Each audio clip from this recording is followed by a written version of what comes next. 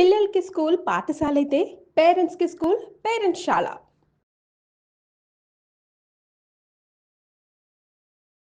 వాగర్థావివ సంపృక్తౌ వాగర్థ ప్రతిపత్తయే జగతః పితరౌ వందే పార్వతీ పరమేశ్వరౌ. ఆదిత్యాయ చ సోమాయ మంగళాయ బుధాయ చ గురుశుక్రశనిభ్యశ్చ రాహవే కేతవే నమః. శృంగేరి జగద్గురు పీఠాధిపతులకి, కంచి పీఠాధిపతులకి నమస్కారములు తెలియజేసుకుంటూ కార్యక్రమాన్ని ప్రారంభిద్దాం. వీక్షించేటువంటి ప్రేక్షకులకి ఒక చిన్న గమనిక. మీ యొక్క జన్మ తేదీ రోజున ఉన్నటువంటి జన్మ నక్షత్రాన్ని బట్టి జన్మ రాశి ఉంటుంది. ఆ రాశి చెప్పబోయేటువంటి ఫలితాలు మాత్రమే మీకు ఆపాదించబడతాయి. చాలామంది చేసేటువంటి తప్పులు ఏమిటంటే, జన్మించిన డేటు మంత్ను బట్టి ఒక జొడాయిక్ సైన్ అనేటువంటిది ఉంటుంది. అది సన్ జొడాయిక్ సైన్. కాబట్టి దాన్ని బట్టి ఈ పేపర్లలో వచ్చేటువంటి వివరణలు దాన్ని బట్టి చూసుకుంటున్నారు. కాబట్టి సన్ జొడాయిక్ సైన్ కాకుండా మీ జన్మ నక్షత్రము, జన్మ రాశిని బట్టి వచ్చే చెప్పబడేటువంటి ఫలితాలని దృష్టిలో పెట్టుకోండి. అలాగే నక్షత్రము రాశి తెలియనటువంటి వాళ్ళు మీ యొక్క నామధేయము, మీ పేరులో వచ్చేటువంటి మొదటి అక్షరాన్ని బట్టి ఏ రాశికి సంబంధించింది అవుతుందో ఆ విధమైనటువంటి రాశిని ఫలితాలు కనుక చూసుకున్నట్లయితే మీకు తప్పకుండా అవన్నీ కూడా ఆపాదించబడతాయని చెప్పవచ్చు. ఈ మార్పుని గమనించగలరు. 3 ఆగస్టు నుంచి 15 ఆగస్టు తేదీ వరకు వృశ్చిక రాశిలో జన్మించినటువంటి వారికి ఏ విధంగా ఉండబోతుందో తెలుసుకునే ప్రయత్నం చేద్దాం. ముఖ్యంగా రాశ్యాధిపతి అయినటువంటి కుజుడు లాభస్థానంలో సంచారం చేస్తుండడం, ఇది చాలా శుభ పరిణామం. అన్ని విధాలుగా అనుకూలంగా, యోగదాయకంగా ఉంటుంది. ఉత్సాహంతో ముందడుగు వేస్తారు. ప్రతి పనులలో విజయం కనబడుతుంది. తద్వారా ముందడుగు వేస్తారు. చొరబాటు అన్ని విధాలుగా ముందుకు సాగేటువంటి తత్వము మీకు గోచరమవుతుంది. ఇక చతుర్థ స్థానంలో రాహు, దశమ స్థానంలో కేతు. ఇది చేస్తున్నటువంటి పనులలో అసంతృప్తితో ఉన్నప్పటికీ కూడాను పనులలో అంతిమంగా విజయాన్ని పొందే అవకాశాలు ఉంటాయి. కాకపోతే ఒకేసారి ఎక్కువ పనులు చేయాల్సినటువంటి పరిస్థితి ఈ రాహుకేతుల ప్రభావం వలన కలుగుతుందని చెప్పవచ్చు. ఇక ప్రధానంగా చూసుకున్నట్లయితే శని పంచమ స్థానంలో స్థితి పొంది ఉన్నప్పటికీ కూడా వక్రీకరించినటువంటి కారణం చేత అర్ధాష్టమ శని దోష ప్రభావాన్ని కూడా చేస్తున్నాడు. కావున కొంత చికాకులు, సమస్యలు ఎదుర్కాక తప్పదు. ఆరోగ్యం పట్ల శ్రద్ధ వహించాల్సినటువంటి పరిస్థితి.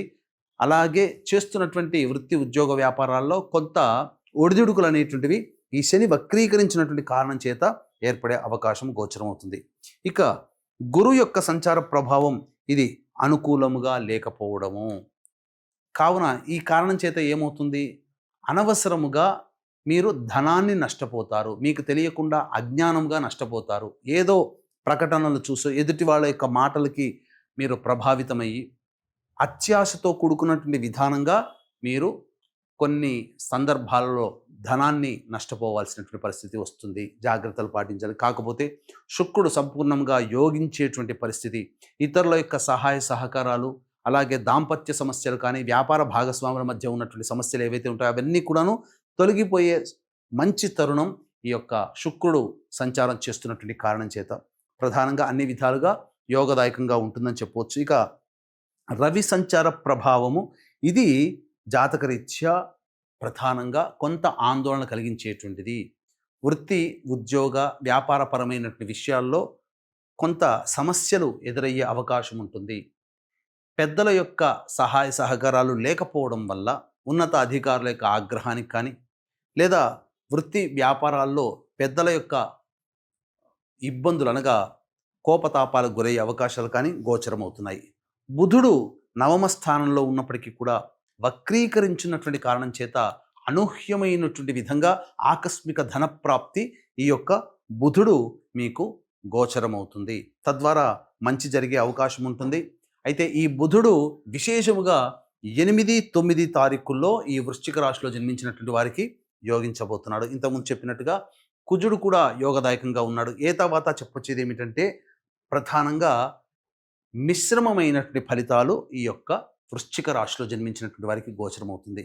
అన్నిటికన్నా బలం శని బలంగా లేకపోవడం, గురువు బలంగా లేకపోవడం, రవి బలంగా లేకపోవడం, కేతువు, రాహువు సామాన్యంగా వ్యవహరిస్తూ ఉండడం, ఒక్క కుజుడు, బుధుడు, శుక్రుడు యోగిస్తూ ఉండడం, ఈ కారణం చేత ఆత్మవిశ్వాసంతో ముందడుగు వేస్తే మిగతా గ్రహాల యొక్క ప్రభావం తగ్గుముఖం పడుతుంది. అన్నిటికన్నా దైవానుగ్రహం తప్పనిసరి అనేటువంటి విషయాన్ని వీక్షించేటువంటి వృశ్చిక రాశిలో జన్మించినటువంటి ప్రేక్షకులు గమనించాలి.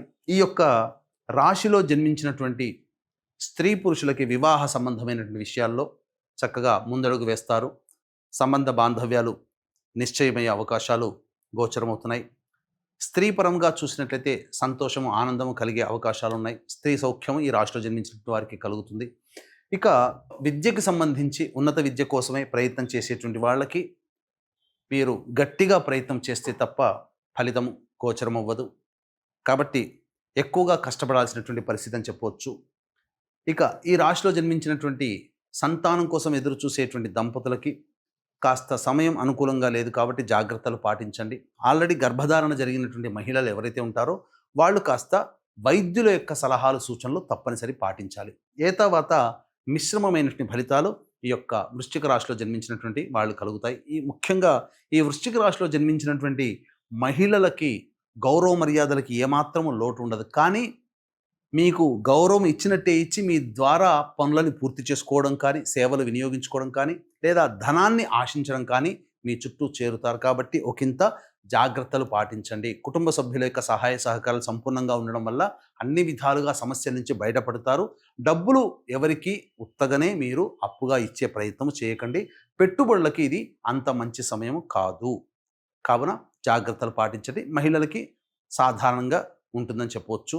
ఇక వీక్షించేటువంటి ప్రేక్షకులు కూడా గమనిక, ఈ యొక్క వరలక్ష్మి వ్రతము మరియు శ్రావణ పౌర్ణమి కలిసినటువంటి అత్యంత శుభ గడియలు 8వ తారీఖు రోజున రాత్రి నిశి సమయంలో ఉంటాయి. కావున రాత్రి 9 గంటలకి కార్యక్రమం ప్రారంభమవుతుంది.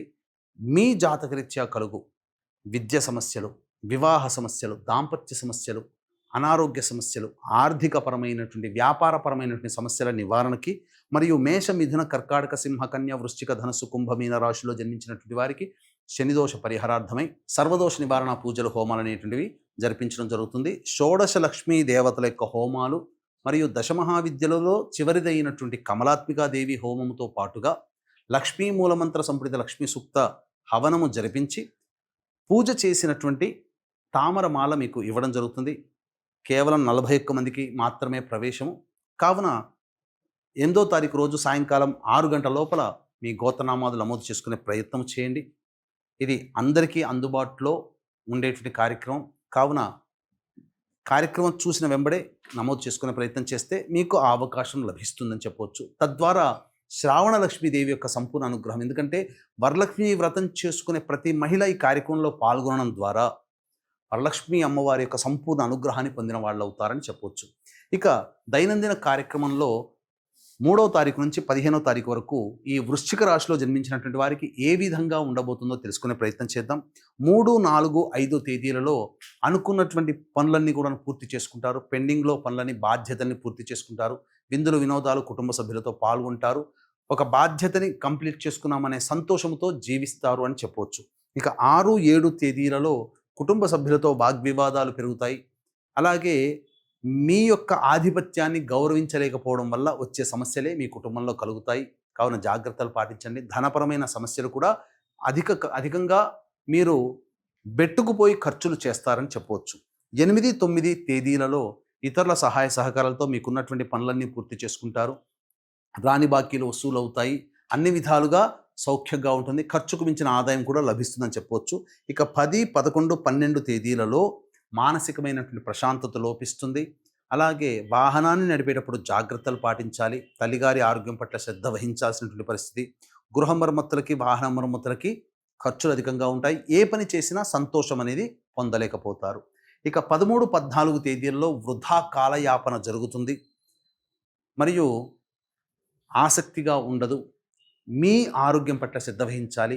మోకాల నుంచి పాదాలలో బలం లేకపోవడం, కొంత కీళ్ళ నొప్పులతో ఇబ్బందులు పడే అవకాశము గోచరమవుతుంది. మోకాల నుంచి పాదాల వరకు దెబ్బలు తగిలే అవకాశాలు కూడా గోచరమవుతున్నాయి. మానసిక ప్రశాంతత ఉండదు. 15వ తారీఖు రోజున మాత్రం అన్ని విధాలుగా ఆనందదాయకమైనటువంటి పరిస్థితి. చక్కగా రాని బాకీలు వసూలవుతాయి. ఖర్చుకు మించిన ఆదాయం లభించడం ద్వారా మీ సమస్యలన్నీ కూడాను పరిష్కరించుకోగలుగుతారు.